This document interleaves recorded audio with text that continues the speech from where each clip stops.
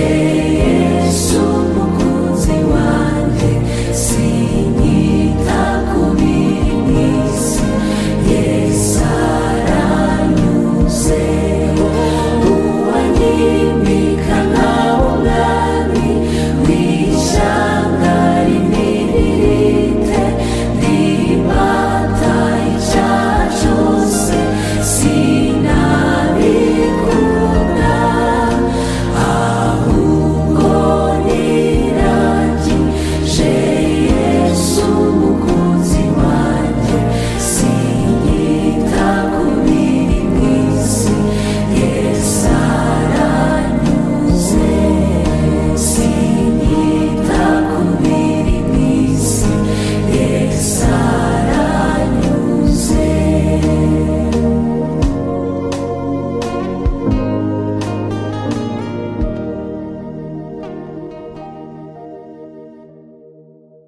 Bukeye uwo muja abwira nyirabuja ati icyampa databuja agasanga umuhanuzi w'i Samariya yamukiza ibibembe. Namani ajya kubwira shebuja iby'umuja waturutse mu gihugu cya Isirayeli yavuze. Nuko umwami w'Isiriya byumvise abwira Namani ati haguruka ugende nanjye ndandikira umwami w'Abisirayeli urwandiko. Namani aherako aragenda ajyana italanto z'ifeza 10 n'ibice by'izahabu 600 n'imyambaro yo gukuranwa 10. Nuko ashyira umwami w'Abisirayeli urwo rwandiko rwari rwanditsemo ngo nuko rero urwo rwandiko nirukugeraho nkoherereje umugaragu wanjye Namani ngo umukize ibibembe. Umwami w'Abisirayeli amaze gusoma urwo rwandiko ashishimura imyenda ye aravuga ati ariko uwo mugabo kunyoherereza umuntu ngo muvure ibibembe nige Imana yica kandi kabeshaho. Nuko nimubitekereze ndabinginze mumenye ko ari ukunyendereza. Nuko Elisa umuntu w'Imana yumvise ko umwami w'Abisirayeli yashishimuye imyenda ye amutumaho ati niki gitumye ushishimura imyenda yawe? Mureka nsange aramenya ko muri Isirayeli harimo umuhanuzi. Nuko Namani araza azana n'amafarashi ye n'amagare ye ahagarara ku muryango w'inzu ya Elisa. Elisa aherako amutumaho ati genda wiyuhagire muri Yorodani 7 umubiri uzasubira uko wari uri nawe uzaba uhumanutse. Namani abyumvise ararakara arivumbura ati nahoze ngira ngo ari busohoka ahagarare atakambira izina ry'Uwiteka Imana ye arembarembye n'intoki hejuru y'ibibembe ngo ankize. Mbese inzuzi z'i Damasiko Abana na Fapa ntiziruta ubwiza amazi yose y'Ibwisirayeli? Sinabasha kuziyuhagiramo ngo mpumanuke. Nuko arahindukira arigendera arakaye. Abagaragu be baramwegera baramubwira bati data iyaba uwo muhanuzi yagutegetse ikintu gikomeye ntuba wagikoze ntanzwe kukubwira ngo yuhagire uhumanuke. Nuko aramanuka yibira muri Yorodani 7 nk'uko uwo muntu w'Imana yari yamutegetse. Uwo mwanya umubiri we uhinduka nk'uw'umwana muto arahumanuka. Ndabasuhuje bene data bakundwa Yesu ashimwe cyane. Nacu Dikoni Joseph Sehorana ubasuhuza. Mfite umunezero mwinshi cyane kubera uyu mwanya nongeye kubona wo kuganira namwe ku ijambo ry'Imana. Reka kandi nongere nshimire buri muntu wese ufata umwanya we akumva ubutumwa bwiza cyangwa se akabusoma kuko ubutumwa tubutambutsa no ku rubuga rwacu sehorana.com. Ubwo rero buri muntu wese ufata umwanya agasura urwo rubuga, buri muntu wese ufata umwanya akajya kuri YouTube yacu akumva ubutumwa, Imana imuhe umugisha. Uyu munsi nabazaniye ubutumwa bufite umutwe uvuga ngo ikiguzi cy'ubwibone. Twasomye ijambo ry'Imana mu gitabo cya 2 cy'Abami igice cya 5 umurongo wa 1 kugeza ku murongo wa 14. Ariko ubu butumwa nifuje yuko twakwibanda ku murongo wa 10 kugeza ku murongo wa 12 muri icyo gice twasomye. Avuga ngo Elisa aherako amutumaho. Ubwo Elisa yatumye kuri Namani ati genda wiyuhagire muri Yorodani 7 umubiri uzasubira uko wari uri nawe uzaba uhumanutse. Namani abyumvise ararakara arivumbura ati nahoze ngira ngo ari busohoke ahagarare atakambira izina ry'Uwiteka Imana ye arembarembye n'intoki hejuru y'ibibembe ngo ankize. Mbese inzuzi z'i Damasiko Abana na Fapa ntiziruta ubwiza amazi yose y'Ibwisirayeli? Sinabasha kuziyuhagiramo ngo mpumanuke. Nuko arahindukira arigendera arakaye.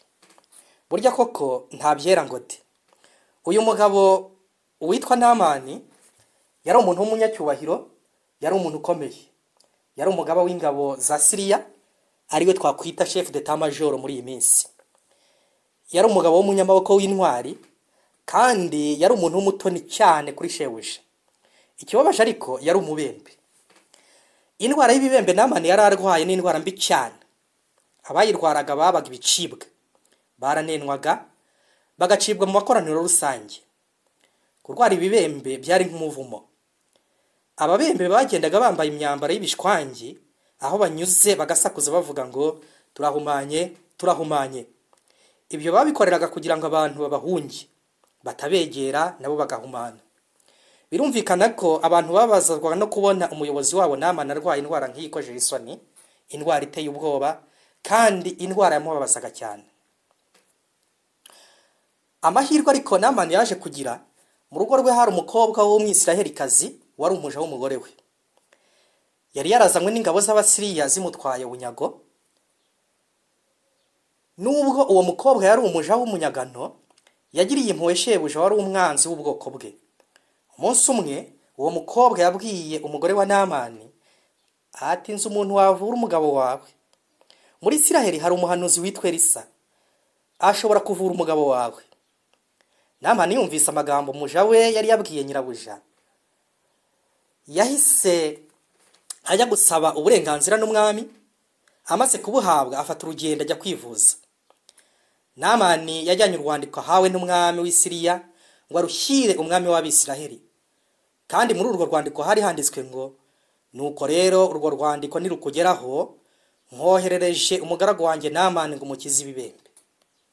Umwami w'Abisiraheli asomye urwandiko yari yandikiwe, yashishimuye imyambaro ye, aravuga atari kuwo mugabo kunyoherereza umuntu ngo muvure ibibembe, ninjye Mana yica kandi ikabeshaho. Nuko ni mu bitekereze ndabinginze, mumenye ko ari ukunyendereza. Iyi nkuru yaje kugera ku mukozi w'Imana umuhanuzi Elisa, maze atuma ku mwami w'Abisiraheli ati, niki gitumye ushishimura imyambaro yawe? Mureka nsange aramenya ko muri Isiraheli harimo umuhanuzi. Nuko Namani araza, azana n'amafarashi ye n'amagare ye, ahagarara ku muryango w'inzu ya Elisa. Elisa aherako amutuma nk'intumwa aramubwira ati, genda wiyuhagire muri Yorodani 7, umubiri uzasubira uko wari uri, nawe uzaba uhumanutse.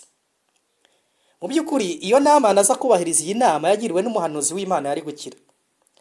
Nyamara ntiyahise akora ibyo yabwiwe, yarabyanze maze aravuga ati, mbese inzuzi z'i Damasiko, Abana na Fapa, ntiziruta ubwiza amazi yose y'Isiraheli, sinabasha kuziyuhagiramo ngo mumanike. Namani amaze kuvuga atyo, yahise ahindukira arigendera arakaye. Umuntu yakwibaza impamvu Namani atakurikije ibyo umuhanuzi w'Imana Elisa yaramusabye, kandi mu by'ukuri byari ibintu byoroshye. Hari impamvu nyinshi, ariko zose zishingiye ku kintu cy'ubwibone. Impamvu ya mbere, aho kugira ngo Elisa asohoke mu nzu ye aze gusuhuza umunyacyubahiro Namani, yatumye umugaragu we kugira ngo abwire Namani ubutumwa bugira buti, genda wiyuhagire muri Yorodani 7. Nta nubwo yigeze aza kumusuhuza, yaravuze ati, genda umubwire ajye kwiyuhagira muri Yorodani yibiremo inshuro 7. Ibu bwabyo rero Namani wari umenyereye guhabwa icyubahiro, yabifashe nk'agasuzuguro. Ubwo Namani yabwirwaga kwiyuhagira muri Yorodani 7, ubwibone bwe bwakozweho, maze yumva abwiwe ikintu atari yiteze. Namani yari yiteze ko aza kubona kwigaragaza gutangaje kw'imbaraga zo mu ijuru mu buryo budasanzwe atigeze abona. Niyo mpamvu yavuze ati, nahoze ngira ngo ari busohoke, ahagarare atakambira izina ry'Uwiteka Imana ye, arembarembye n'intoki hejuru y'ibibembe ngo ankize. Cyo ni icyambere. Ibyo yari yiteze si byo yabonye. Ikindi cyababaje Namani ni uburyo umuhanuzi Elisa yamusabye kwibira mu mazi ya Yorodani inshuro 7 zose. Byibuze iyo aza kumubwira kwibira mu inshuro imwe, wenda yajyaga kwemera, ariko inshuro 7 Namani yabifashe nk'aho ari agakabyo. Mu by'ukuri amazi ya Yorodani ntasa neza n'ibiziba.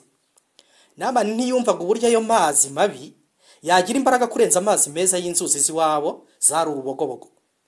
Abana na Fapa zari inzuzi nziza cyane bitewe n'udushyamba twari ku nkengero yazo. Kandi abantu benshi bajyaga ku nkengero z'izo nzuzi bajyanywe no gusenga ibigirwamana. Ntabwo kumanuka akajya kuri kamwe muri izo nzuzi byari gukoza isoni cyane Namani, ariko kumubwira kwibira muri Yorodani mu mazi y'ibiziba yumvise ari ikibazo gikomeye kuri we. Ikiguzi cy'ubwibone kirahanitse. Hari abantu banga gukizwa kubera gusuzugura ababwiriza ubutumwa, cyangwa se bakaba bumva baramutse bakoze ibyo basabwa baba basuzuguritse. Hari abavuga bati, sinasiga urusengero rwiza cyane ngo njye kwinjira mu gasengero gaciriritse. Abandi baravuga bati sinasiga hasengera abakomeye ngo njye ahantu hasengera abantu baciye bugufi. Abandi baravuga bati mpagaze mu iteraniro ry'abantu nkatura ibyaha nakoze naba nishujuguje. Akenshi iyo dusengera ibibazo tugerageza kwicira inzira dushaka ko Imana inyuzamo ibisubizo. Iyo tubwiwe inzira zindi tutatekerezaga, akenshi ndetse ziba zigoye kwizera ko zavamo igisubizo, umuntu aravuga ati nahoze ngira ngo none nibi. Ibi bituma twitesha imigisha y'Imana kuko idafunitse mu buryo twifuzaga. Nyamara inzira z'Imana ni nyinshi, zirenze iz'ubwenge bwacu bushobora gushyikira. Umuntu umwe yaravuze ngo inzira z'Imana zirenze ubwinshi imyenge ya supanete. Ushobora gutekereza ko ibyawe bizanyura muri ubu buryo, ariko Imana yo ikabinyuza mu bundi utatekerezaga. Muri kamere ya muntu akunda ibyihuse, akunda inzira z'ubusamo zoroshye. Nyamara hari igihe ibyo twibwira aba atari by'Imana yibwira. Muri icyo gihe tuba tugomba kwemera ubushake bw'Imana nubwo butandukanye n'ubushake bwacu. Umuntu wemera guca bugufi imbere y'Imana no gukurikiza ubushake bwayo niwe wenyine ushobora gukira ibibembe, niwe wenyine ushobora gukizwa. Niyo mpamvu Yesu yavuze ati, kandi hariho ababembe benshi mu Bisiraheli mu gihe cy'umuhanuzi Elisa, nyamara ntihakizwa n'umwe muri bo keretse Namani w'Umusiriya. Ibibembe twabigereranya n'ibyaha. Hari abantu benshi bishwe n'ibyaha, ariko abemera guca bugufi bakareka ubwibone bwo mu mitima yabo nibo bonyine bashobora gukizwa. Ubwibone bushobora kuba mu bice byinshi. Hari ubwibone buturuka ku ivangura ry'amoko. Hari ubwibone buturuka ku kuba umuntu ari mu nzego runaka z'imibereho. Hari n'ubwibone buturuka ku bwironde bujyana n'imibereho umuntu arimo. Hari ubwibone bushobora guturuka ku mashuri umuntu yize. Hari ubwibone bushobora guturuka ku butunzi umuntu afite. Hari ubwibone bushobora guturuka ku cyubahiro cy'umuntu cyangwa se ku bubasha afite. Akenshi usanga umuntu asa naho yicisha bugufi mu gihe ari kumwe n'abamuruta cyangwa se aburungano rwe. Nyamara yagera mu mwanya w'ubutware agahita ahinduka umunyagitugu utuma abo yita ko bari hasi ye babihirwa n'ubuzima. Ibyo bishobora kuba ku bantu bamwe na bamwe mu gihe bambaye imyenda cyangwa ibyapa bigaragaza ubutware bwabo. Ariko urakibona byibuze uri muzima, uzi kuba umwibone kandi uri umubembe. Namani yumvaga ko ubutware yari afite n'imyambaro yari yambaye byamugiraga umuntu udasanzwe nubwo yari arwaye ibibembe. Nyamara yari umubembe nk'abandi bose. Kuba ufite titre runaka ntibyagukiza ibibembe, keretse gusa ni wemera kwibira mu maraso ya Yesu, naho ubundi uzapfura umubembe. Icyo nicyo cyonyine Uwiteka dushakaho. Uwiteka ashaka yuko dukora ibyo gukiranuka, tukagendana n'Imana yacu twicishije bugufi. Imana ntidusaba kugira ibintu dukora birenze ibyo dushobora gukora kugira ngo dukunde dukizwe. Icyo dusaba ni kimwe gusa, ni ukwiyuhagira. Uwiteka Imana yaravuze ati, nimwiyuhagire mwiboneze, mukureho ibyaha byo mu mirimo yanyu bive imbere yanjye, mureke gukora nabi mwigiye gukora neza. Mushaka imanza zitabera, murenganura abarengana, mucira imfubyi urubanza, muburanira abapfakazi. Kwiyuhagira nicyo cyonyine Namani yasabwaga. Ariko kubera ubwibone yarabikerenceje. Uko niko abantu bamwe bajya bakerenza ibyo kwezwa n'amaraso ya Yesu. Nyamara si yabaga kiza kagurwaga amafaranga menshi, ntitwakwemeye tugatanga ayo mafaranga ariko tugakizwa. Urebye akamaro k'agakiza. Abagaragu ba Namani bamugiriye inama bati, yabo umuhanuzi yagutegetse ikintu gikomeye ntuba wagikoze, ntanzwe kukubwira ngo iyuhagire uhumanuke. Abagaragu ba Namani bankoze ku mutima. Ni abantu bamufashije gutekereza neza. Ni abagaragu beza. Ntabwo ari nk'aba bandi tubona uyu munsi bumva gusa ibyo shebuja avuze bakikiriza nubwo babona neza yuko byashyira mu kaga shebuja, nubwo babona neza yuko shebuja avuga ibintu by'amafuti. Imana ishimwe, Namani yumviye inama y'aba bagaragu be. Yibira muri uzi Yorodani inshuro 7 avamo akiza ibibembe, ngo yavuyemo ameze afite umubiri nk'uw'umwana w'uruhinja. Ese aho natwe ntitwaba turi ababembe? Aho abantu ntibadutinya, ntibaduhunga, ntibatwitarura. Niba ari uko bimeze, iki cyaba ari ikimenyetso simusiga cy'uko turwaye ibibembe. Aho uburwayi bwacu ntitubuhisha, tukiyerekana uko tutari. ububembe bwacu dushobora kuba tutabubona ariko abandi babubona, dushobora kuba tububona ariko ntidushaka kubwivuza kubera ubwibone bwacu. Turibaza ngo abantu bagira ngo iki, batekereza iki, bagira ngo iki se nyine? Ari ibibembe no kwivuza, ari ibibembe no kwiyuhagira, ubwo ikintu gikojeje isoni ni iki? Kwiyuhagira bikojeje isoni? Ijambo ry'Imana ry'uyu munsi riratwumvisha ko ari ngombwa kwicisha bugufi, kwemera ko umuntu arwaye akabyakira. Wamara kubyakira ukigira inama yo kujya gushaka umuvuzi, ugafata inzira ukajya kumushaka kandi ukumva icyo umuvuzi akubwira. Guca bugufi tukatura ibyaha byacu, tukemera kwibira mu maraso ya Yesu, nibyo byonyine bishobora kudukiza ibibembe, nibyo byonyine bishobora kudukiza ibyaha. Ikiguzi cy'ubwibone kirahanitse, ni ukwicwa n'ibibembe, ni ukubura ubugingo. Kugira ngo tubashe gutsinda ubwibone bityo dukire ibibembe, Yesu aratubwira ati, mwemere kuba abagaragu banjye munyigireho, kuko ndi umugwaneza kandi noroheje mu mutima, namwe muzabona uburuhukiro mu mitima yanyu, kuko kunkorera kutaruhije n'umutwaro wanjye utaremereye. Bavandimwe bene data, dusaba Imana kugira ngo itwemeze iby'ibyaha byacu. Dusabe kugira ngo abanyakubahwa bacu mu nzego zitandukanye bumve ijwi ry'ubuhanuzi, bakizwe by'ukuri. Nibamara gukizwa, bakize abo bashinzwe kuyobora. Mu gusoza, ndagushimira ko wafashe uyu mwanya wo kumva ubutumwa bwiza. Nubishobora ubusangiza abandi, kuko nabo bakeneye ijambo ry'Imana. Nagira ngo kandi ngusabe inkunga y'amasengesho ngo mbashishwe gukomeza kwamamaza ubutumwa bwiza bwa Yesu Kristo muri ibi bihe birushya. Ibisigaye bene data, murabeho, mutungane rwose, muhugurike, muhuze imitima, mubana amahoro, kandi Imana y'urukundo n'amahoro izabana namwe. Amahoro Imana itanga rutari umuntu wese yakwibwira, ajya arinda imitima yanyu n'ubwenge bwanyu, kugira ngo mukomeze kumenya no gukunda Imana n'umwana wa Yesu Kristo umwami wacu. Kandi umugisha w'Imana ishobora byose Data wa twese, Umwana kandi Umwuka wera, abe muri mwe kandi agumane namwe iminsi yose. Amen.